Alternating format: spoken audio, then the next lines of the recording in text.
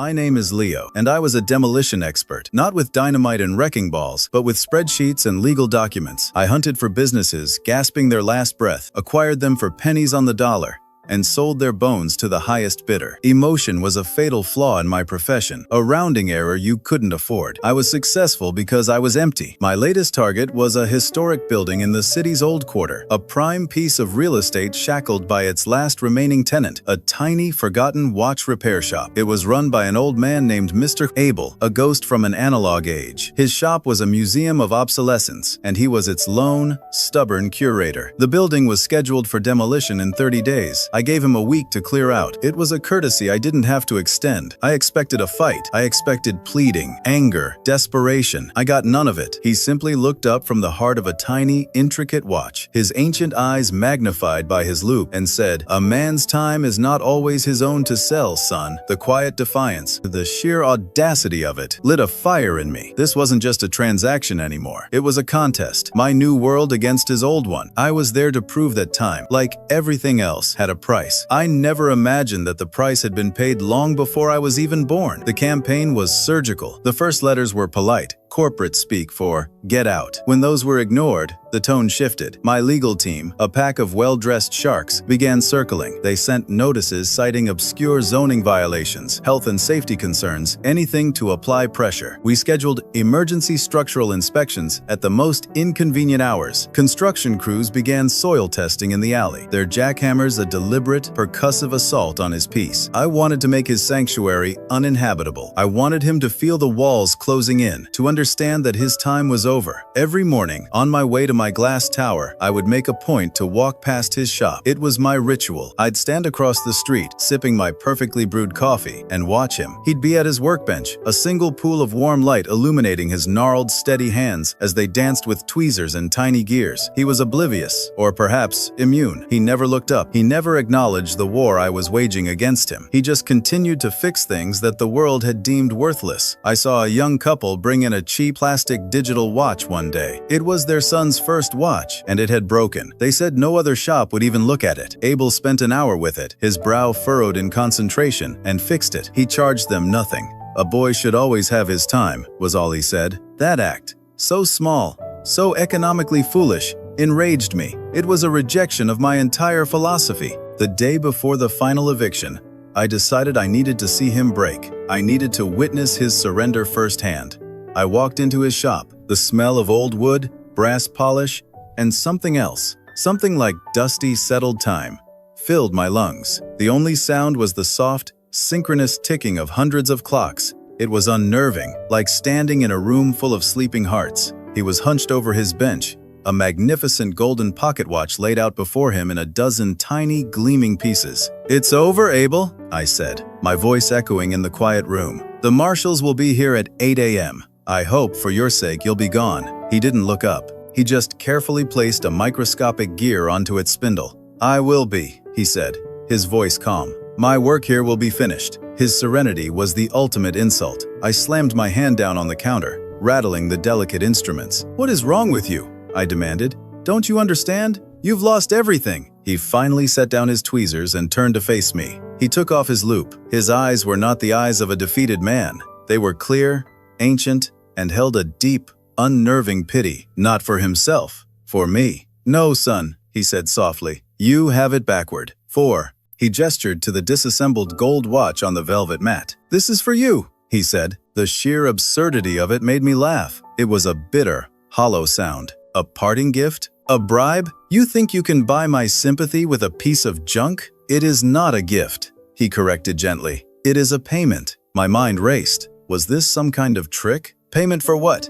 "I've given you nothing but grief." "Not from you," he said, his voice dropping to a near whisper. "From me, for a debt I have owed your family for 60 years. I felt a chill that had nothing to do with the drafty old shop. "My family is gone," I stated flatly.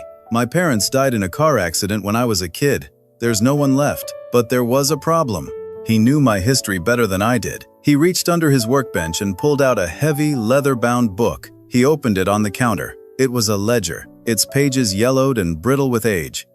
It was filled with his beautiful, looping handwriting. He ran a trembling finger down a column of names. "Your father was a tailor," he said, A brilliant one. He could make a man look like a king with just a needle and thread. He was also the proudest man I ever knew. My memories of my father were faint, dreamlike. A tall, quiet man who smelled of chalk and wool. He was a rock, unwavering, strong. He never told you about the hard times, Mr. Abel continued. The years when the big factories opened and people stopped wanting handmade suits. He fell into debt to dangerous men. They were going to take his shop, your home, everything. How could you possibly know that? I demanded, my voice shaking. He turned a page in the ledger and pointed to a faded black and white photograph tucked between the pages. It was of two young boys, no older than 10, skinny and grinning, their arms thrown over each other's shoulders. They were standing in front of this very shop. One was a young Mr. Abel. The other, with a jolt that nearly knocked the wind out of me, was my father. The orphanage was a cold place, Mr. Abel said, his gaze lost in the past.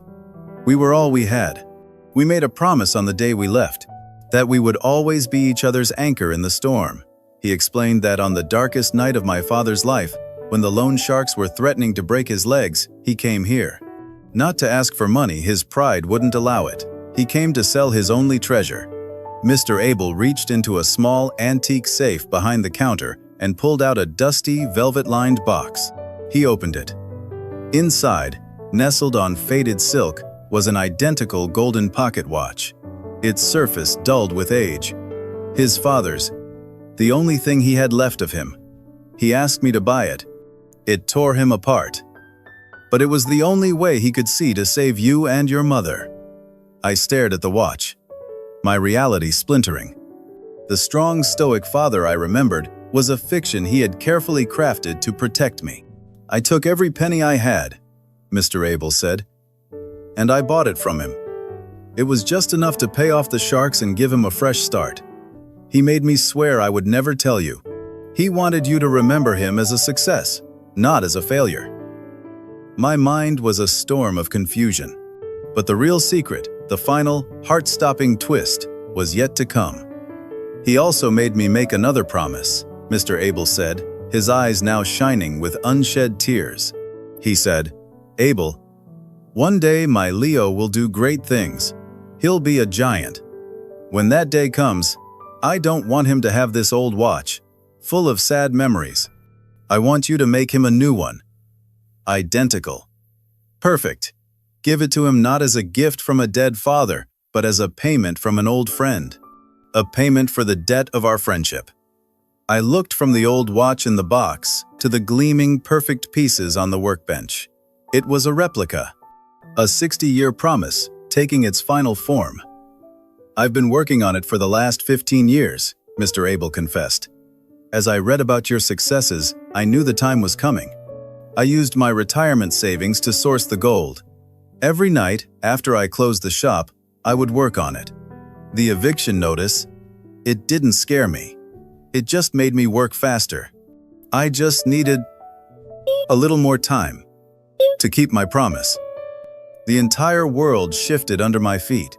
The jackhammers, the legal threats, the constant harassment I had inflicted upon him.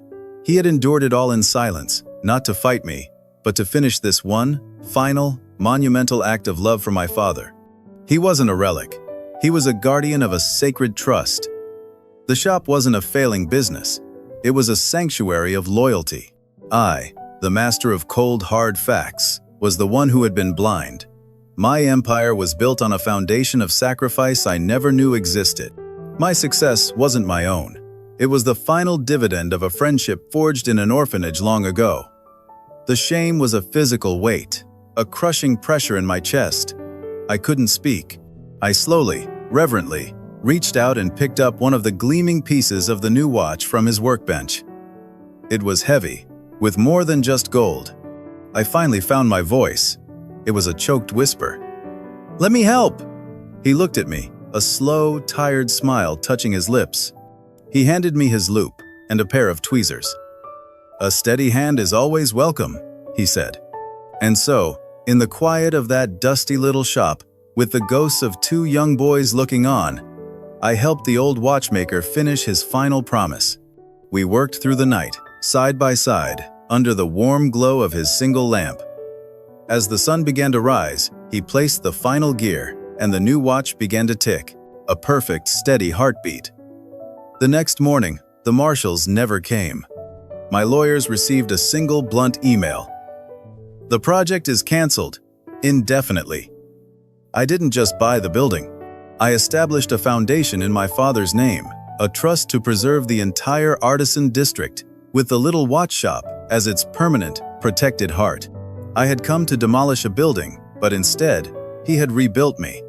What is the most beautiful promise someone has ever kept for you?